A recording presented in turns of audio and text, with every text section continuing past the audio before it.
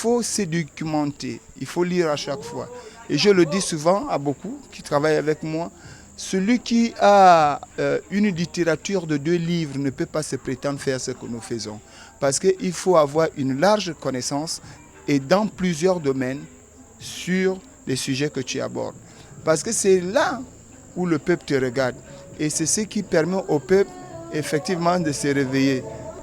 Alors, on vous a entendu récemment au sein d'une controverse avec certains de vos collègues qui font pratiquement la même chose que vous, c'est-à-dire les cyberactivistes.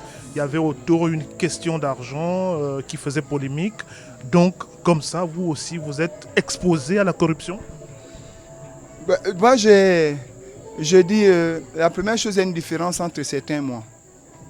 Et c'est aux Gabonais de nous juger. Fortuné, je ne recherche aucune récompense. Parce que vous savez, celui qui cherche la récompense se met du mauvais côté de l'histoire.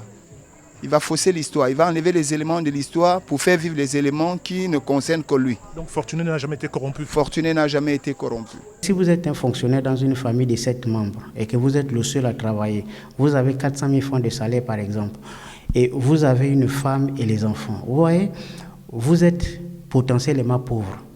Vous voyez, parce que vous avez à votre charge non seulement les problèmes des 7 membres de votre famille, les problèmes de la famille de votre femme, et vous voyez, donc vous êtes extrêmement pauvre. Nous, on s'est levé pour dire Omar Bongo, Ali Bongo, ce n'était pas des présidents, dans le sens politique du terme. Parce qu'un président, c'est un employé des populations. Donc, il travaille pour les populations. Et dès lors que tu te comportes comme un chef d'entreprise, tu n'es plus président, tu n'es plus en politique. Tu as fait l'erreur d'être là. Et donc, ce que nous voulons, c'est que Brice Koto Lingema et ses pairs se comportent autrement. C'est ça le souhait.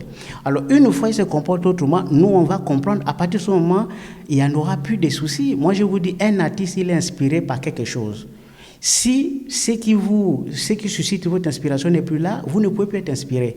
Donc moi je pense que si les raisons qui nous amènent au combat n'existent plus, le combat ne va plus exister. Il y a eu une dématérialisation de l'action sur le terrain qu'on a ramené sur l'espace web parce qu'évidemment sur l'espace web on peut toucher plus de personnes avec peu de moyens. Voilà, on n'a pas besoin de mobiliser physiquement des personnes, on peut les mobiliser en ligne pour une cause.